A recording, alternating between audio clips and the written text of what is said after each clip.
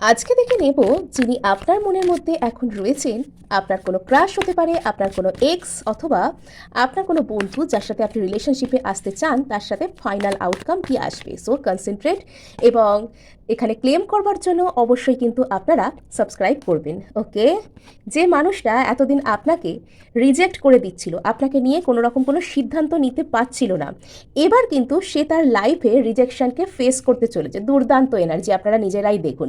ইনি আপনার প্রতি তারপর থেকে একটা কম্প্যাশন, উনি বুঝবেন যে রিজেকশন করলে একটা মানুষকে ঠিক কী ধরনের তার কষ্ট হতে পারে। উনি নিজের কর্মাকে যে ফেস করছেন, উনি এটা বুঝতে পারবেন।